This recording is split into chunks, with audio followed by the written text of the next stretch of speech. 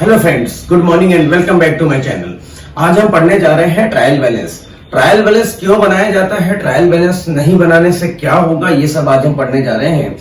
और trial balance हमारे process of accounting का कौन सा पार्ट है, इन सारी बातों को आज हम डिस्कस करने वाले हैं।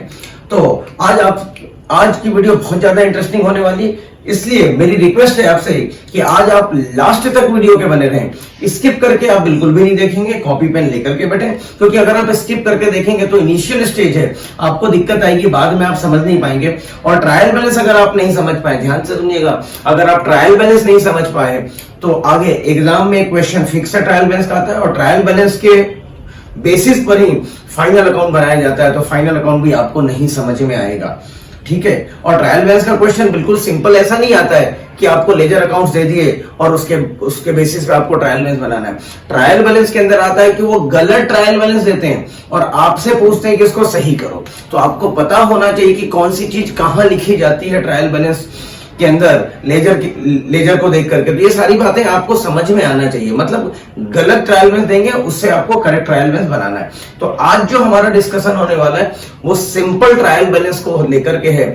हम वहां ये सीखने वाले हैं कि अगर लेजर बैलेंस हमें दिया हो, लेजर को देख करके किस तरीके से ट्रायल बैलेंस बनाया जाता है। तो चलिए वीडियो को स्टार्ट करते हैं बिना देरी किए। बट इससे पहले अगर आप मेरे चैनल पे नए हैं तो सब्सक्राइब करना ना भूलें, और अगर वीडियो पसंद आती है तो लाइक शेयर जरूर करें। तो चलिए वीडियो को स्टार्ट करते हैं। देखिए, ट्रायल बैलेंस अगर हम बात करें, ट्रायल बैलेंस अगर हम देखें तो वो एक्यूरेसी, मतलब मैथमेटिकल एक्यूरेसी की तरफ बात करता है कि अगर ट्रायल बैलेंस हमारा टैली हो गया, डेबिट क्रेडिट अगर बराबर हुआ, इट मींस मैथमेटिकल हम एक्यूरेट है, मतलब डेबिट क्रेडिट बराबर लिखा। लेकिन ये 100% श्योर नहीं है, एक्यूरेसी का प्रूफ नहीं होता है कि अगर ट्रायल बैलेंस मैच हो गया तो हमारी मतलब कहीं गलती नहीं है।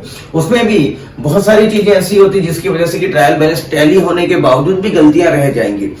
जैसे आपने कोई अमाउंट डेबिट में ज्यादा लिख दिया या क्रेडिट में ज्यादा लिख दिया, तब भी ट्रायल बैलेंस तो टैली होगा, बट वो गलत तो है क्योंकि आपने ज्यादा लिख दिया है और किसी को कम लिख दिया, या कॉम्पनसेटिंग एरर जैसी बातें आ गई। ये सारी चीजें आपको समझ में आएंगी। अभी थोड़ी सी दिक्कत आ रही है, कोई कॉम्पनसेटिंग एरर क्या होता है, principle of error, error of principle क्या होता है, क्योंकि ये रेक्टिफिकेशन ऑफ एरर चैप्टर का पार्ट है। वहां जब भी अपन डिस्कस करेंगे तो आपको ये बातें सारी क्लियर हो जाएगी। फिर भी थोड़ा सा मैंने हिंट दे दिया आपको। तो देखिए, हमारे प्रोसेस ऑफ अकाउंटिंग के अंदर हमने पढ़ा था, देखिए यहां पर मैं बताता हूं। प्रोसेस ऑफ अकाउंटिंग के अंदर सबसे पहले हमारा होता है सोर्स डॉक्यूमेंट, उसके बाद होता है सोर्स डॉक्यूमेंट से हम बनाते हैं जर्नल एंट्री, जर्नल एंट्री से हम बनाते हैं लेजर, जैसा कि आपको मालूम है, और लेजर को देख के बनाया जाता है ट्रायल बैलेंस, और ट्रायल बैलेंस को देख करके हमें बनाना होता है फाइनल अकाउंट। फाइनल अकाउंट क्यों बनाते हैं?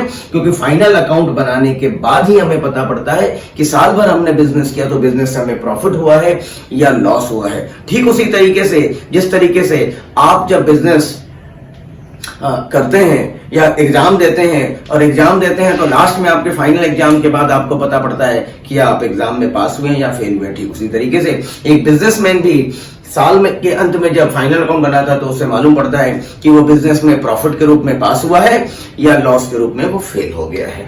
तो चलिए, हमारे पास ये कुछ लेजर अकाउंट्स हमने ऑलरेडी बना रखे हैं, सो दैट वीडियो हमारी ज्यादा लंबी ना हो और बोरिंग ना हो।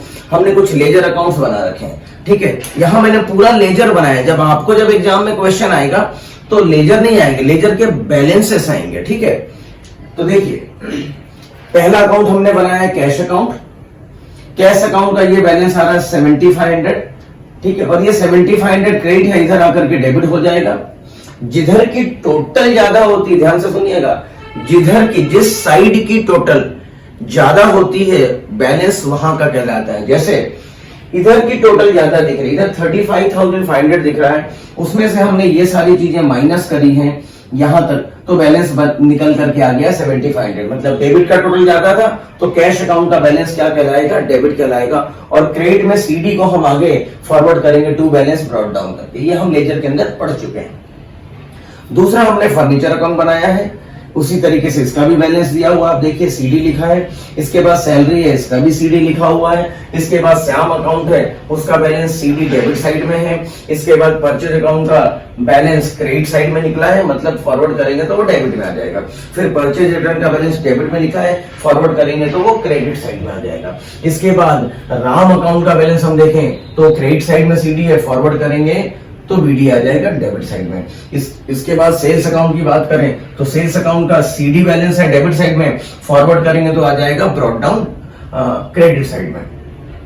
सेल्स रिटर्न की बात करें तो सीडी दिया हुआ है क्रेडिट साइड में, तो वो बैलेंस फॉरवर्ड करेंगे तो ब्रॉट डाउन आ जाएगा। उसी तरीके से कैपिटल अकाउंट सीडी निकला है आपका डेबिट साइड में और क्रेडिट में फॉरवर्ड करेंगे तो उसको बाय बैलेंस ब्रॉट डाउन आ जाएगा 9500। इस तरीके से आपके 1 से लेकर के 10 अकाउंट बने हुए, क्वेश्चन में सिर्फ बैलेंसेस आएगा, तो बैलेंसेस को देख करके आपको बनाना होगा ट्रायल बैलेंस। तो देखिए जितने लेजर अकाउंट्स हम सारे के मैं नाम लिख देता हूं यहाँ पे पहले 1 बाय 1 करके। सबसे पहला अकाउंट है कैश, तो सीरियल नंबर में हम लिखेंगे कैश मतलब नंबर 1। उसके बाद हम देखिए एक चीज और डिस्कस कर लूं मैं, ट्रायल बैलेंस के अंदर कॉलम कितने होते हैं, serial number, name of account, name of ledger account भी आप इसे लिख सकते हैं, डेबिट अमाउंट, क्रेडिट अमाउंट, ठीक है। तो सबसे पहले मैं लिख रहा हूं 1 से लेकर के 10 लेजर अकाउंट है, सीरियल नंबर लिख देता हूं 1 2 3 4 5 6 7 8 9 और 10, ठीक है। और यहां पर हमारा आ जाएगा टोटल, ठीक है। ट्रायल बैलेंस 3 मेथड से बनाए जाते हैं, एक तो बैलेंस मेथड, दूसरा टोटल मेथड और तीसरा होता है combination of total and balance method. तो पहले सिंपल बैलेंस मेथड सीखते हैं और बैलेंस मेथड ही सबसे ज्यादा पॉपुलर होता है। एक सीख लिया तो बाकी में कुछ नहीं है, एक 5-5 सेकंड 10-10 सेकंड का काम है। तो देखिए सबसे पहले हम 10 अकाउंट के नाम लिखते हैं। सबसे पहला है कैश अकाउंट, आप बोर्ड पे देखते चलिए, कैश अकाउंट। दूसरे अकाउंट का नाम है फर्नीचर अकाउंट, तो हम यहां लिख देते हैं फर्नीचर अकाउंट। तीसरे अकाउंट का नाम आप देख सकते हैं सैलरी अकाउंट है, तो हम यहां लिख देते हैं सैलरी अकाउंट। बड़े इत्मीनान से चलेंगे, कोई हड़बड़ी नहीं करना है हमें। फोर्थ अकाउंट का नाम है श्याम अकाउंट, फोर्थ अकाउंट का नाम है श्याम अकाउंट, तो हमने यहां श्याम अकाउंट लिख दिया। फिफ्थ अकाउंट का नाम है परचेज अकाउंट, तो हम यहां लिख देते हैं purchase account, purchase account. Sixth account का नाम है परचेज रिटर्न अकाउंट, तो आप लिख दीजिए purchase return account, purchase return account. इसके बाद सिक्स्थ अकाउंट हो गया हमारा। सेवेंथ अकाउंट का नाम है राम अकाउंट, आप लिख दीजिए राम अकाउंट। इसके बाद एट्थ अकाउंट है सेल्स अकाउंट। जितने अकाउंट्स आपने ओपन कर रखे वो सब लिख दीजिए, कोई दिक्कत नहीं है इसमें, ठीक है, बहुत आसान होता है। इसके बाद नाइन्थ है sales return, sales return account लिख दिया हमने। उसके बाद 10th है आपका कैपिटल अकाउंट और लास्ट है ये कैपिटल अकाउंट। क्वेश्चन के अंदर आपको ये बैलेंसेस दिए होंगे, बट वो बैलेंसेस कैसे दिए होंगे, या तो स्टेटमेंट फॉर्म में दिया होगा, टोटल वोटल नहीं लगा होगा, आगे पीछे दिया होगा, ठीक है, या लाइन से 1 से लेकर 10 तक दे दिया होगा। अब आपको ये पता होना चाहिए कि कौन सी चीज डेबिट में लिखना है और क्यों लिखना है, और कौन सी चीज क्रेडिट में लिखा जाता है बैलेंस, और ये टैली होना चाहिए। कैश का बैलेंस आप देखिए, जिधर की टोटल ज्यादा होती बैलेंस उधर का कहलाता, अभी मैंने कहा था। तो बैलेंस सीडी आ रहा है, इधर फॉरवर्ड करेंगे नेक्स्ट में तो आ जाएगा बीडी। तो बीडी बैलेंस डेबिट साइड में, तो आप लिख दीजिए कैश का बैलेंस डेबिट साइड में 7500, ये मैंने लिख दिया 7500। इसके बाद आप देखिए फर्नीचर, फर्नीचर का बैलेंस आप देखिए क्रेडिट साइड में, ये इधर फॉरवर्ड होकर बीडी हो जाएगा, मतलब फर्नीचर का बैलेंस भी कहां आएगा, डेबिट साइड में आएगा 3000 रुपए, ये लिख दिया मैंने। उसके बाद आप देखिए सैलरी, सैलरी का भी बैलेंस क्रेडिट में सीडी है, इधर आकर के बीडी हो जाएगा, तो आप 2500 सैलरी भी डेबिट साइड में लिख दीजिए।